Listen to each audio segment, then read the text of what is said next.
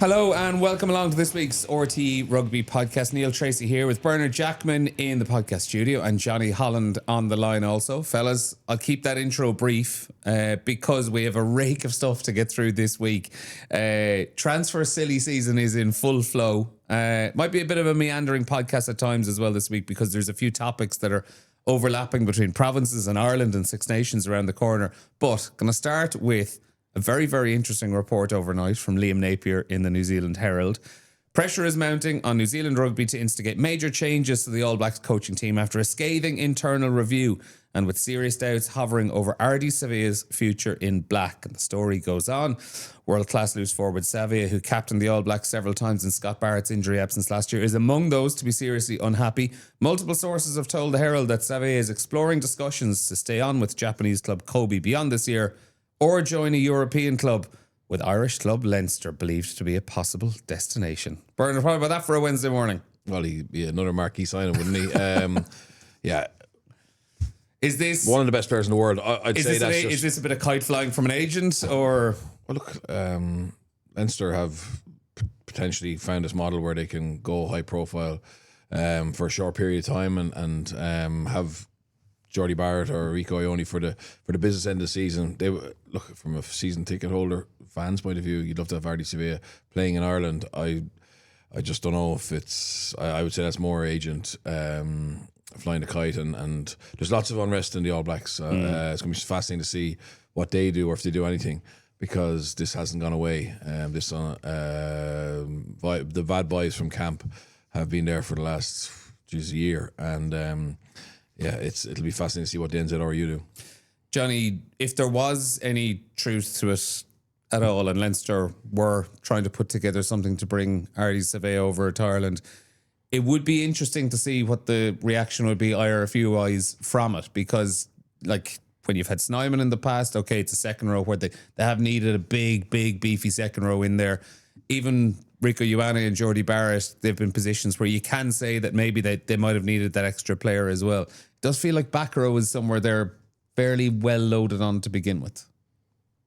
I think back row at the younger levels is something that has been talked about, but not at the senior level. You know, like they have their top 4 or 5 back rows, and I don't think they need a back row like Ardie Savea. But then again, everyone needs a back row like Ardie Savea. Like, he's that good. You know, Bernard saying he's world class. He obviously is. Like, you know, so if there was, I don't know. I think if you're in Leinster and there's a possibility you can get someone like that, and you've got the money for him, you'd obviously take him. But like, I can't see how much do the RFU have a say in these signings at the moment? Like, probably a lot, don't they? So I don't know. I don't know how that's useful for Irish rugby at the moment. But if they can, you know, all power to them.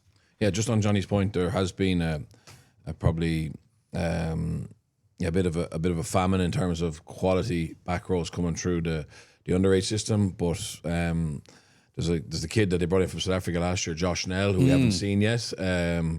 But he's a very exciting prospect. So he's obviously young. I think he's 19.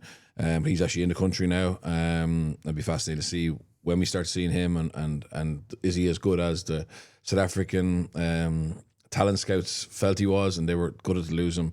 And the other thing is, I think, asking what the RFU would do, I'd say Leinster won't get any massive help from the RFU short term because of what they did with Joey Carbery, the Joey Carbery signing. I don't think that was very much the plan for the RFU. So you can go and do what you want in certain things, but it may come back to cost you a little bit later when you need a bit of a favour or a little bit of backing. So that's all be fascinating how that plays out. Right. So you gun to your head, if I was to say to you, is Ardie Savea playing in Leinster Blue next season? You'll probably say no. Let's bring in Joey Carbery then, because I was going to talk about it a bit later, but since you mentioned him, it's probably the nice time to bring it up. Looks like Leinster have won the race to bring him back, pipping Ulster to it. I think Ulster had seemed like the ideal destination almost for a while, but with Kieran Frawley heading over to Connacht next season, Leo Cullen wants a versatile backline option that can cover various positions. Obviously, he'll want to be playing out half himself a lot, but there's already a pretty competitive committee there between Harry Byrne and Sam Prendergast. So Joey Carbery, you'd be looking a lot at full back, a little bit in the centre as well as out half. What are your thoughts on that? If his goal is to get back into an Ireland setup, Is it a poor reflection of a system that he thinks potentially going into a 3-way committee is the best way of doing it? I suppose logically it's a big gamble for him. It's probably not the best use of resources for Irish rugby point of view. I can see why Leinster would want to get him back, because obviously he's a very talented player, and he did come from there, and they never seemed to get over. Well, Leo didn't seem to get over the fact that he left, according to his comments last week, he left whatever he did 8-9 years ago. So it's a bit of a flex by Leinster to bring him back. I would say it's a very brave move by him, because it could end up costing him a chance of being the out half for Ireland if he doesn't get ahead of the two lads or doesn't get a significant amount of game time. The other side of it is, if you're Joey and you look at Harry and Sam and you say, I'm better than them, and you back yourself to go in and be number one, well then it's a dream. It's a dream move to make, because you actually take away. They take them out of it completely. You block them and they won't have game time, because there is a fear. There's a fear amongst players that you have to do a little bit more in another province to oust the person, the jersey holder. So, for example, maybe he felt that playing in Ulster and being part of that, and obviously Ulster making great strides. But the reality is, whoever plays 10 for Leinster has an easier ride because of the quality players in front of him and around him. And maybe that's the thought process behind it. Or maybe he just wants to come home. Maybe he just wants to be back. Obviously he has a house in Kildare. That's where he's from, and maybe he's decided young family. Yeah. So like that, and that could be just a little part of it. It could be all of it, etc. Or it could be little bits of all of the above. But it's a brave move by Leinster, and it's a brave move by him, because also it's not just the Joey stuff. It's you have to, if he's being promised game time at 10, or you're also then cutting Harry and Sam's game time as well. So it's a tricky one to balance. But I can see from Leinster's point of view, they want to have the best talent, and he certainly is a talented player who's now even more experienced than the one who left. Johnny, on the personal stuff and how much that factors in, like from your experience being in those changing rooms, when maybe some of us on the outside are looking at these transfers, we look at, well, is the player earning more or less money at this new club, or by staying at his current place, and how are his international chances affected? I think they seem to be like the only two sides of a coin that a lot of us seem to look at.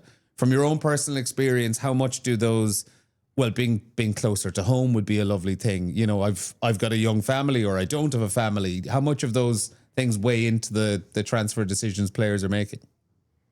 I do think they weigh in, yeah, because like sometimes you hear fellas going, "Oh, I'd never go there," or "I'd never go here." So just because there's an opportunity at a different club doesn't mean that the player will feel comfortable there. Like, and maybe that's just fickle stuff from the outside, but I believe when Joey was playing in Munster, he was doing a lot of travelling back up home anyway. So that's what I'm told. So maybe he just is a home bird. Maybe he does miss his home province and home.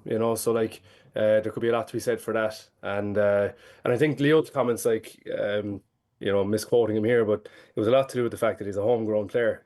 So you can't really give out about Leinster bringing home someone like Joey Carbery, because it literally is home. So the only thing, like we talk about it in our own amateur domestic league, I suppose, in that when you're dealing with players and they say, "Oh, there's people in my position over there," you're trying to talk someone into taking the competition on directly, because it's the fastest way into the jersey. Like as Bernard said there, if you beat Sam and Harry, like you are number one in the country probably, or at least up there.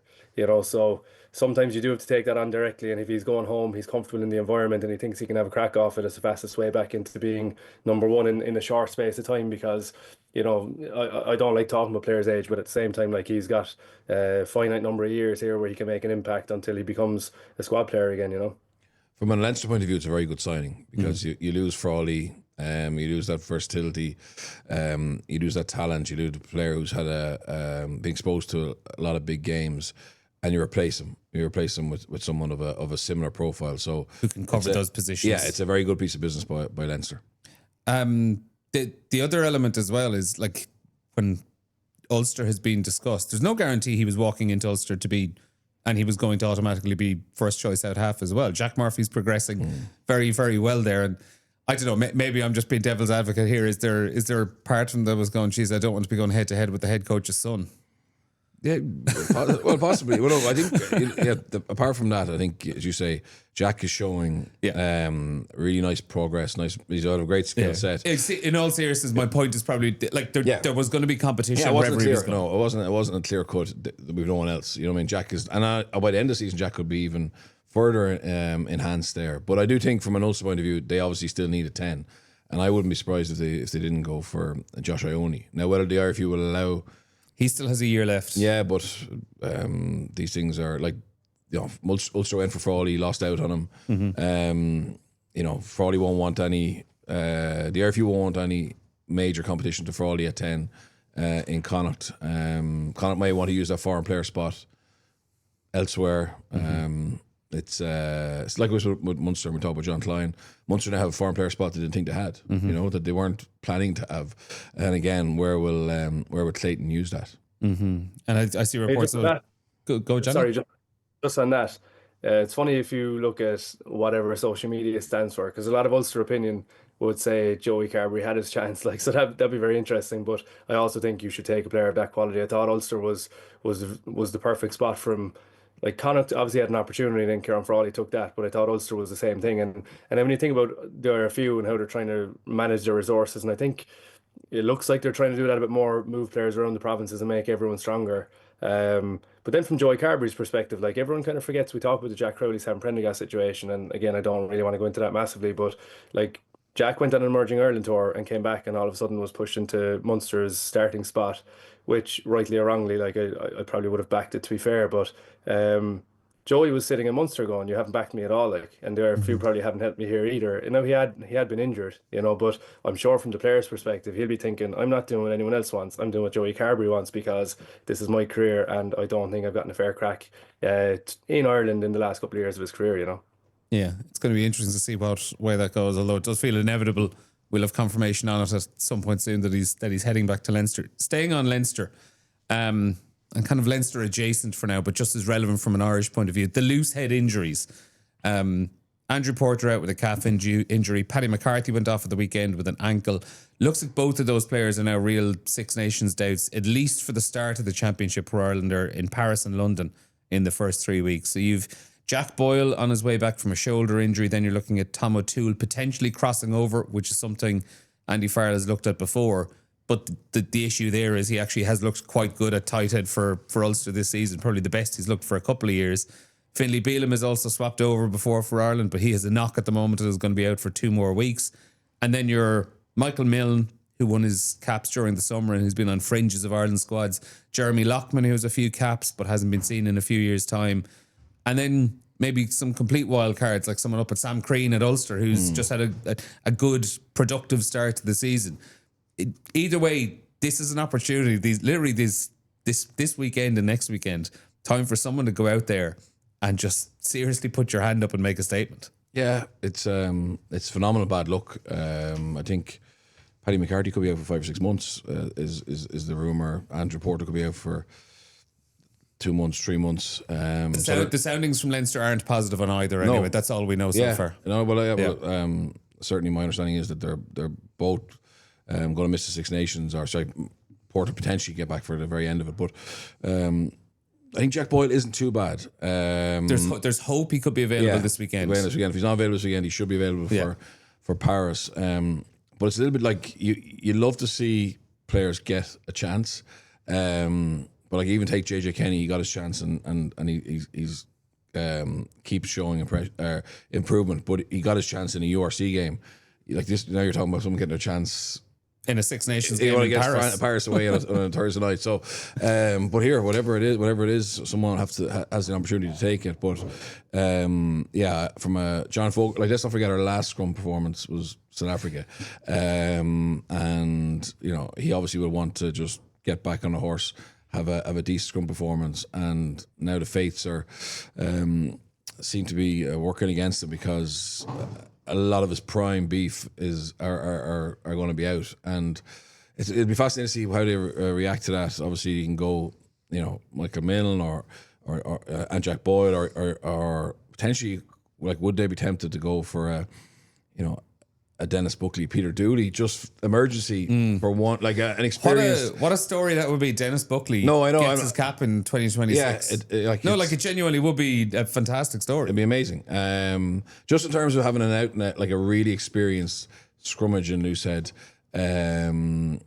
for what's obviously going to be an onslaught there. But yeah, horrific. And Paddy McCarthy was playing so well, as well. Porter, obviously, certainly soundings are they're looking at transitioning him across to being a tight head, not just on an emergency basis, but potentially to help prolong his career, to maybe get the spotlight off him from a scrummaging point of view. And because obviously we have the likes of Paddy McCarthy and Jack Boyle and Michael Milne pushing through. Like Johnny, it's that thing, use the same word for crisis and opportunity. It is obviously going to be incredibly tough going to Paris without those two. I am genuinely really, really excited to actually see who gets the opportunity and how it goes, because this is an incredibly settled Irish team, and we're always talking about we need to try find ways of getting players in. Like, the harsh reality is these are the moments when you have to just take the chances on players and put them in and see do they sink or swim. I'm really, really excited and maybe a little bit worried to see how it all goes. Yeah, I think the whole thing in professional rugby is that players aren't as far off as what they may seem until they get the opportunity. But I suppose Paris away, a big scrummaging side, that's a little bit different, especially when you're losing two world-class props at least. I think that's a big difference. And from a coaching perspective, that would make you very nervous, because yes, you want to back the next guy in, but God, that's such a, sorry, I don't want to say drop off because that's quite insulting, but I suppose objectively it is, and Andy Farrell seems to be very good at just bridging that gap and finding someone or empowering them and filling them with confidence, and all of a sudden they have an unbelievable performance. But at the same time, it has all happened so quickly. I'm not sure if he's had the time to get stuck into the next loosehead prop and make them one of the better players on a Thursday night in Paris. So it'll be very interesting. I think Jeremy Loughman is an interesting one because his profile suits what Ireland tried to do, but at the same time he's kind of been in and out, hasn't he, and injury, and hasn't had a clear run at it. And scrummaging would be questioned at some stage, especially like I said away in France. But the ball playing, the skill level that he has would be quite up there. But it's really a toss of a coin. Like, I think even from a tight head perspective, like you're looking at Clarkson, Tom O'Toole, Scott Wilson is around. What side of the scrum he can play on. I don't know the ins and outs of whether they can play either side. But there are kind of players you can use there. But we've been through it there. It does worry you when you kind of say it out loud what Ireland are missing. I know it's exciting, but it would worry you too. Yeah, I think Jack Boyd's a good player. My worry is that he doesn't come through. My worry is that he gets injured again, or if he plays on Saturday, or he doesn't make it back. Then obviously you're losing a lot of players that you've been putting a lot of time into. Yeah, I think if he is still rehabbing that shoulder injury, though, I reckon in the last couple of days he has been enthusiastic in that gym getting it done. Because for a player like him, who he seemed like literally the next cab off the rank from Andrew Porter this time 12 months ago, and then Paddy McCarthy explodes onto the scene. Jack Ball doesn't get a minute in November. He's probably starting to feel a little bit sorry for himself, maybe.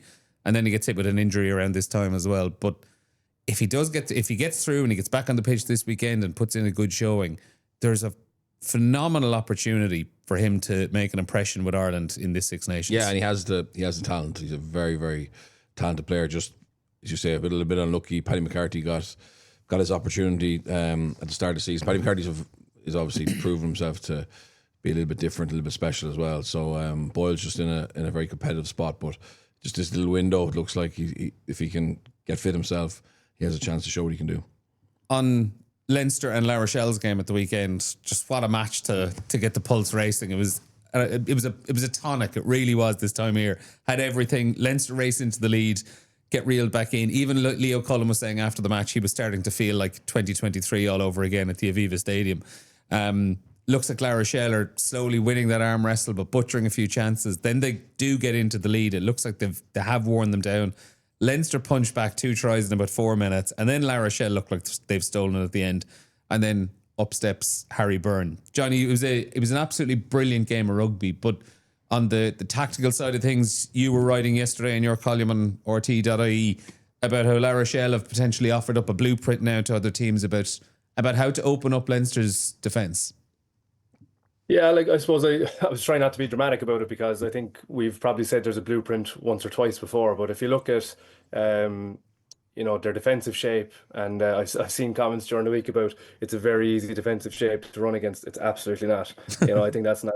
But uh, but when you do get in behind, if you can get in behind, all of a sudden there's chaos. Because they've come so far off the line, or they've come off with such aggression that they have to turn. Like the one of the earlier, I think, aggressive defenses in the URC before it was the URC was like the Ospreys and Wales, and they were putting that into place.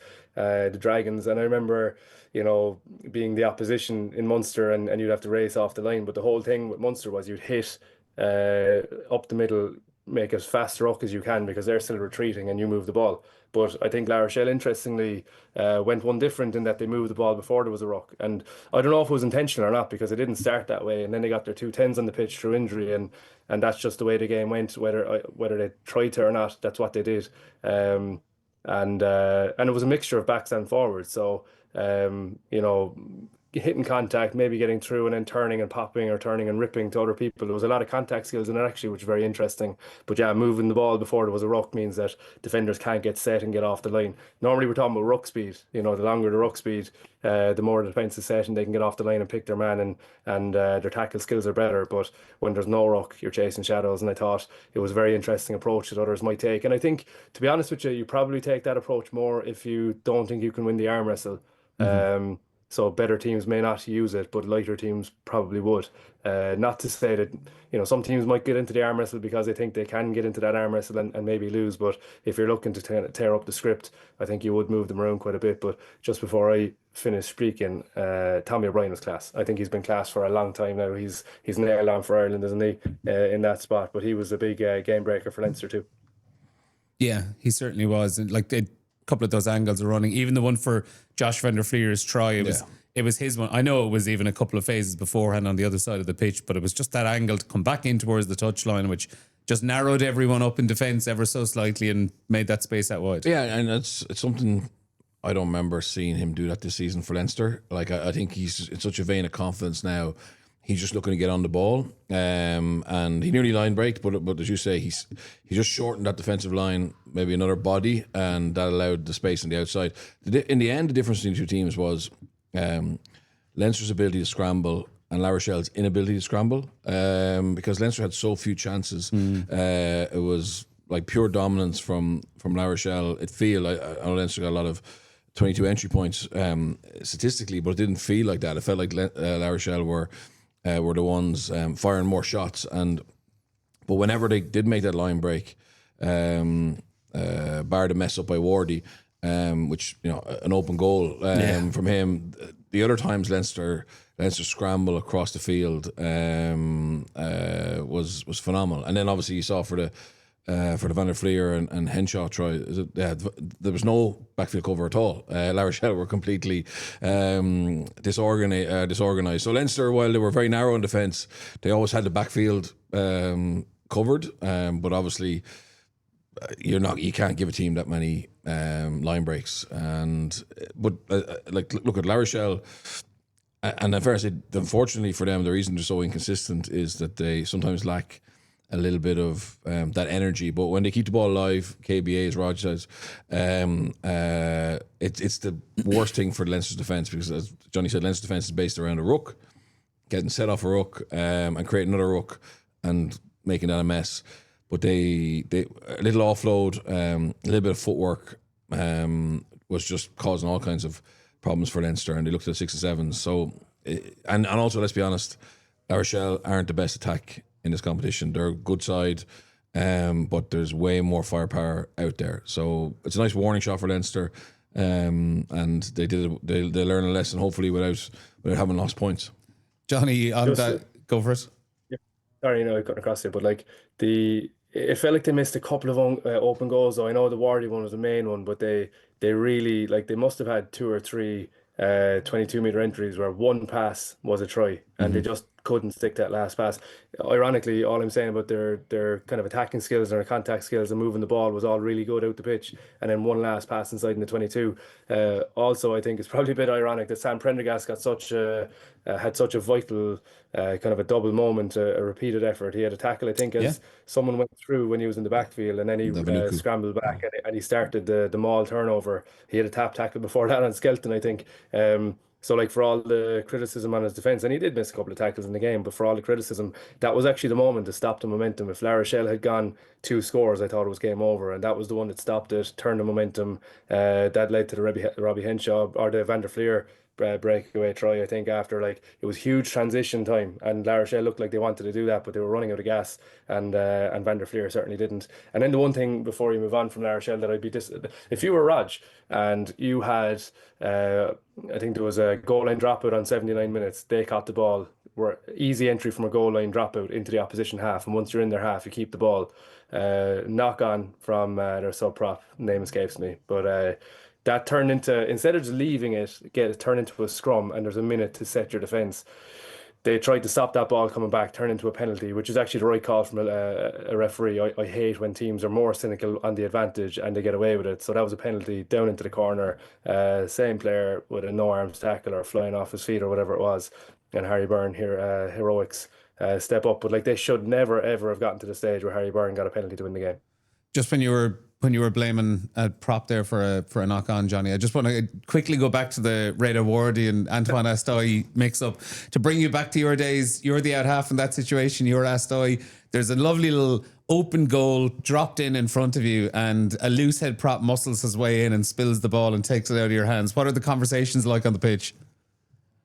Hard luck, no fault. No, you absolutely murderer might say, "Do you get out of my way?" Line in your, Ironically, Wardy is someone that Rogers. He's a very good player. Yeah. But there's been quite a bit of tension. I think between him and the club and him and Raj, he was dropped for a while. His form wasn't good.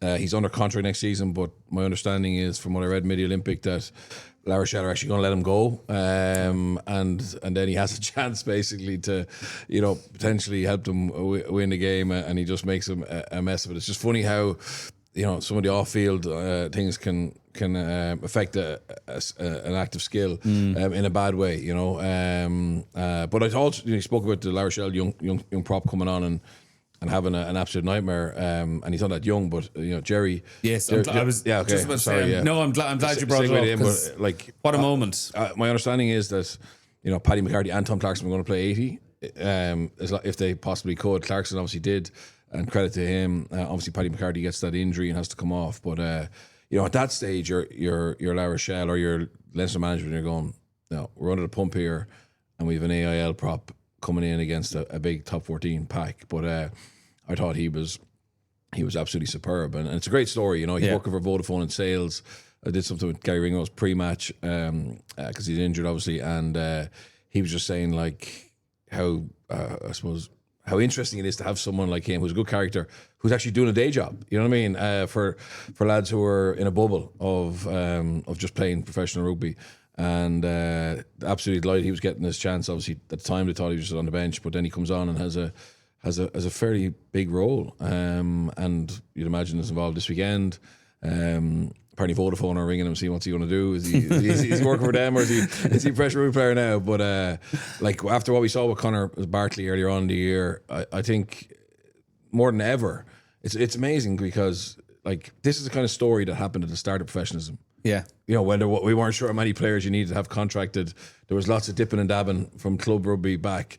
And we're now, 28, 29 years in. I know that there's been cuts to squads or whatever, but the seen the likes of Bartley, seen the likes of, Sirocco last year, Ivan Sirocco, and now obviously Jerry get a chance. It's brilliant. And Johnny, like even from your point of view, I imagine through Cork on, you've crossed paths with Jerry Kerr either for Lansdowne in the last couple of seasons or Dublin University before that as well. I'm sure you can speak to the kind of player he is. Yeah, I've come across him, what I still call Trinity and Lansdowne in the last couple of years. I've seen plenty of him. Like he's very strong. And I think you'd wonder how his scrummaging would get on at the very top level, and he's answered that question, I think.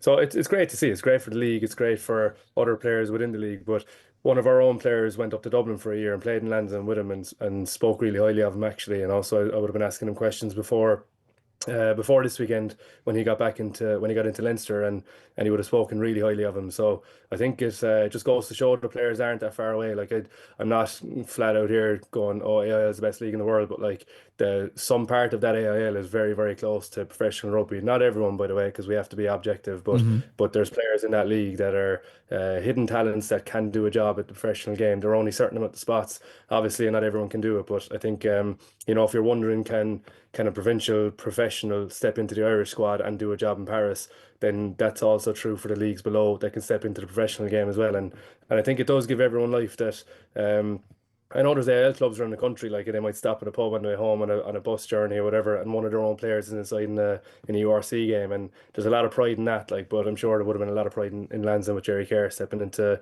a Champions Cup game of that level. And Bershak, I'm sure what a fillip it is for players all around the country.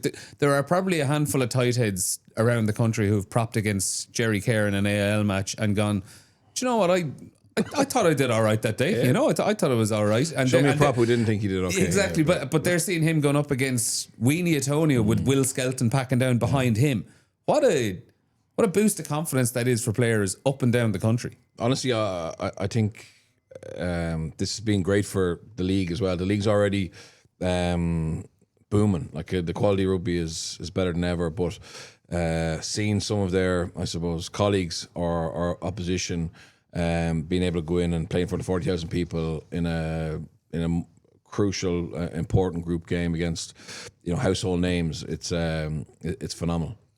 We'll move it on. There's a bridge to use here now between Leinster and Munster, and that's discipline. Yeah. We spoke about it last week around Joe McCarthy's yellow card against Connacht. He had another this week. I know people might think it was a little bit harsh. It was 40 metres out and he was only slightly offside, but it was an accumulation. It was 10 penalties for Leinster in that first half, and a yellow card was inevitable. Munster had 2 yellows at the weekend. 14 of Toulon's 27 points came during Tyg Burns' yellow card. He also had that yellow card against Bath where the team shipped 3 tries, including the penalty try from his indiscretion. Alex Nankerville at the weekend also got a very, very avoidable yellow card for just trying to grab the ball out of a scrum half's hand while he was on the ground, which killed momentum as Munster were getting back into it.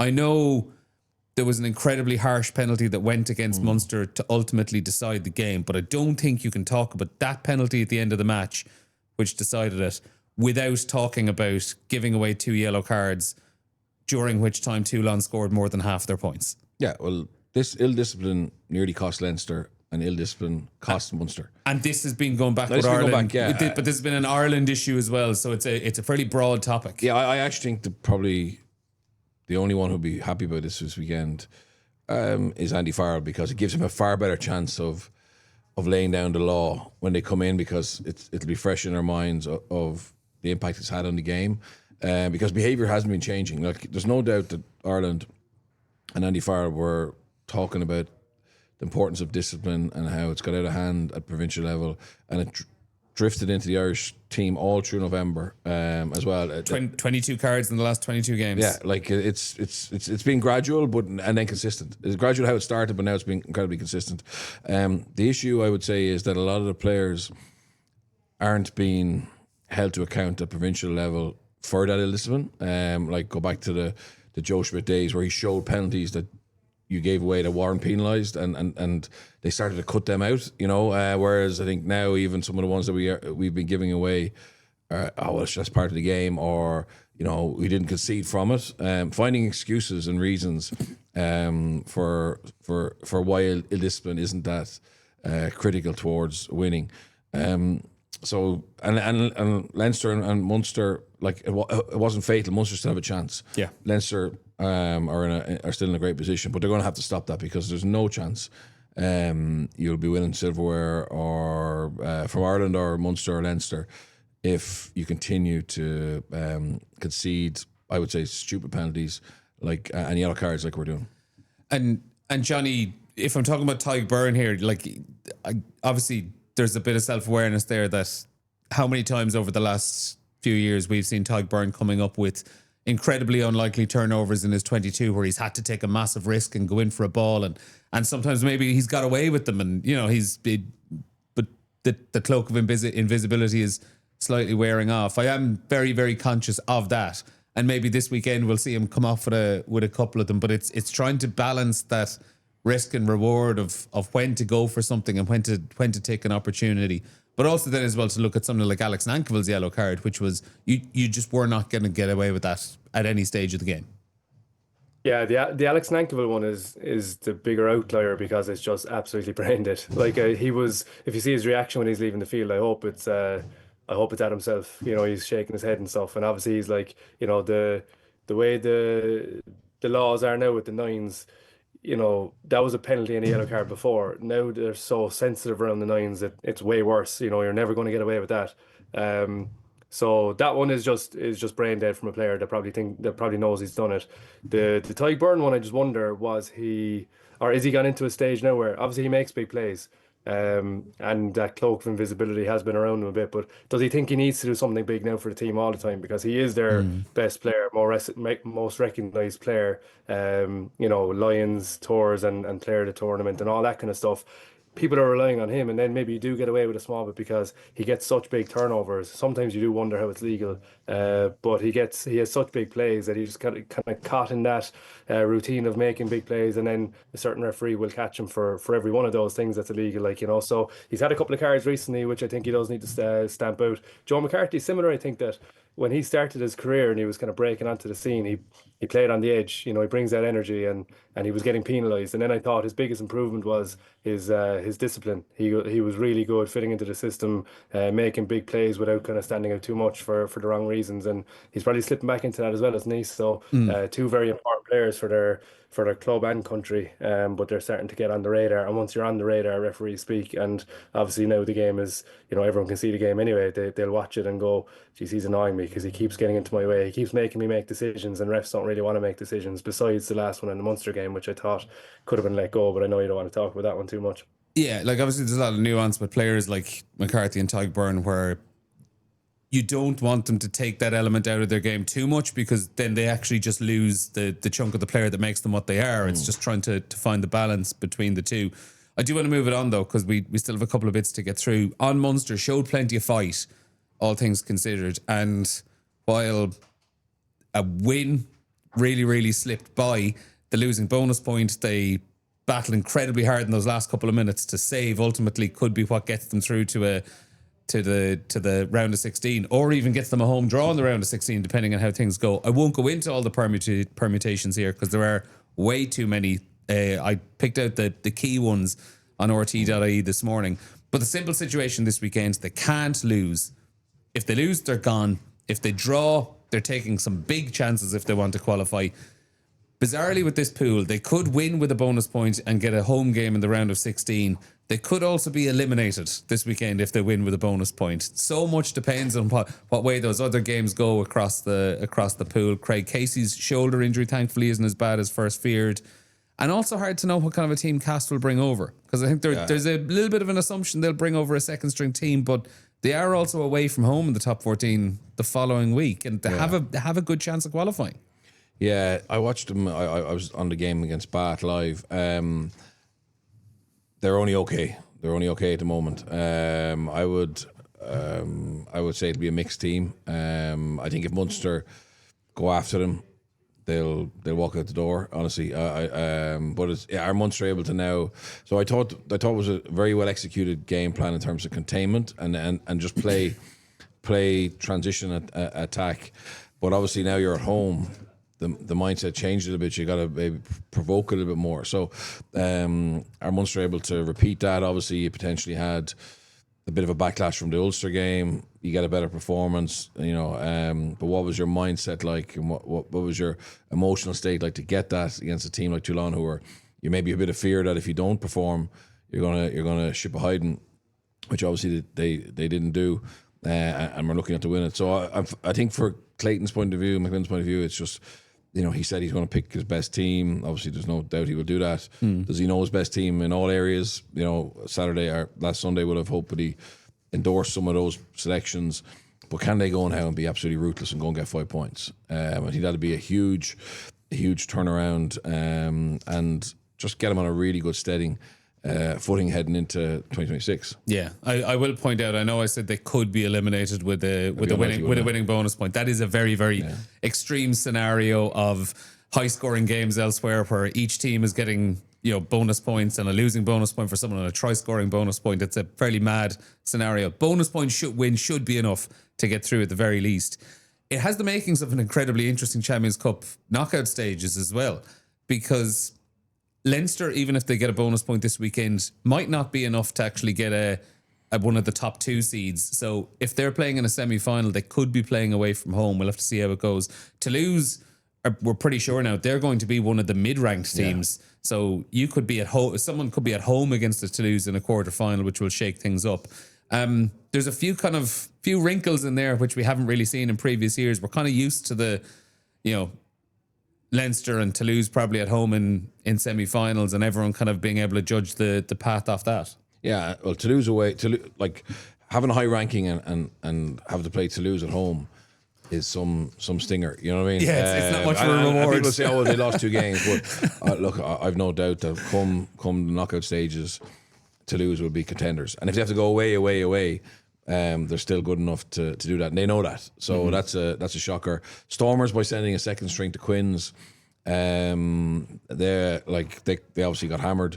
They have a home game this weekend, but like they'll end up having to travel somewhere, and again, you wouldn't want to face them fully loaded either. So there's only probably 5 or 6 teams who can win this, but they're not going to. I think some of them will run into each other in around 16 or quarterfinals. Yeah, it does make things interesting. We'll finish up talking Klein, Jonny, because confirmed yesterday. I think it was kind of expected this season was going to be his last, but confirmed Klein to leave Munster at the end of the season. About 160 games, 10 seasons, one of the best imports a province has made. And given the way his international career went with Ireland and the sliding doors moment of him not getting another Ireland cap and opening up that window for him to return to the Springbok jersey, winning a World Cup, and then becoming a non-Irish qualified player off the back of it. Like, you'd have to say one of the most important players in general in Irish rugby across the last 10 years, just given the way that has gone. I would say if Brendan Fanning is writing a third edition of his Irish rugby kind of story in 20 years' time, Klein is getting his own chapter. Yeah, Klein has been he's actually been incredible, hasn't he, for Munster? Like there was a time where if they didn't have Klein, you know, their pack was just a different profile altogether, and that's obviously why they brought him in the first place. He's a massive man. He makes a big impact in the tight exchanges, I would say. Obviously we've seen, like, you know, he's not the most skillful second row that Ireland has. And maybe that held him back on the Irish international stage, but it didn't stop Razzie from bringing him back in because they like that style of player as well. So, like, you know, I'm sure there'll be the comments around the only Irish player to win a World Cup and all the rest of it, and that makes it very interesting. But he actually was a phenomenal player and still is a phenomenal player for Munster in that profile inside the pack. I think now is probably the time that they can afford for Klein to move on. You know, I know he's got a lot of miles on the clock. I think he's got a lot of parts of his body that hurt, you know, and how much more of his career does he have left once he leaves now? It'll be interesting to see, but, you know, Edwin Adogbo will probably soften that blow if he can stay fit. I hope he can, because I thought he had an unbelievable game again at the weekend, showing what he can do on both sides of the ball. He's another profile that we haven't had in quite a while, and the last one probably was Klein coming in from South Africa. So I know Ireland probably have had the luxury of not needing Klein, and the likes of Joe McCarthy would have you know, filled that gap and gone ahead of him. But Edwin Adogbo is probably that person for Munster that will soften the blow. But Klein has been incredible, so I don't want to take away from that. He's been very good for Munster across the years. Absolutely, and I was almost relieved, Bernard, to see that Munster offered him a contract and he just chose to go elsewhere with Gloucester, because I think once he went back and played with South Africa and was no longer Irish qualified, I really, really dreaded the thought that we could get to a situation where he would be lost to Munster simply because he was a non-Irish qualified player, and, you know, you're not given the dispensation to to even offer him a contract. Yeah. I was a little bit relieved to see that he's made the decision to leave off his own back rather than being ultimately forced out through regulations. Yeah, and in fairness to Munster, they made that choice because they chose him over Ardie. Yeah. They were only allowed to have one foreign lock, and they valued his contribution to Munster, and I think he has left 10 years is phenomenal. Gloucester have offered him a 3-year, is my understanding, so that's a big statement, particularly given the miles on the clock and how he plays, etc. So I think from a playing point of view for him, from a security point of view, the 3-year contract is a massive business decision wise. There's no choice. You just got to go at Gloucester. And also, to be fair to Munster, I can see why they wouldn't offer a 3-year. Particularly with a dog book coming through. But I think Munster will sign Ultan Delan as a replacement. Hot off the Jackman press. Yeah, I'd imagine that will happen. So then obviously they'd have him coming back in, Irish qualified. So again, they still have a foreign player spot. You have a dog book coming through, and plenty of transfer talk. I mean, Jack Ainger's talking to Munster, Matthew Devine's talking to Munster, as he is, I think, Ulster. I think both are talking to Ulster and Munster at the moment. I think Connacht are linked with Van Dijk, the Bath loosehead, South African loosehead. Ulster and Eli Snyman. Yeah, they've signed him. In fairness, they got a lock. They needed a lock. Lot of movement at the moment. A lot of movement, yeah. But I think Delan coming back to Irish rugby would be interesting. You know what I mean? Very good athlete. Obviously had experience. And he's not a like for John Klein. Obviously, they're very different. But it'd be good to see him and obviously Carbery are two, I suppose, players who are playing in top 14 coming home. Is Delan qualified for France yet at this stage? Is his few years up? Yeah. Fabien Galtier go in and just give him a cap in the Six Nations, do a Razzie on it. No, I think he'll be back in Ireland without playing for France. Very good, Johnny. Anything else to say before we finish up? I think we've covered a lot today. I don't know. Joe Joyce actually. Gloucester have signed Joe Joyce as well. Oh, okay. So that's Joe Joyce and John Klein, two. Which is interesting. And Jack Morgan and Derry Lake. They're doing a serious bit of business for next season, right? Gloucester, they're the ones to look out for next season. We'll leave it there, folks. Live commentary on Munster and Cast, part 20, live on RTÉ Radio 1 on Saturday Sports this weekend. Bernard and Johnny, thanks a million for joining us, and we will be back next week. Speak to you again soon.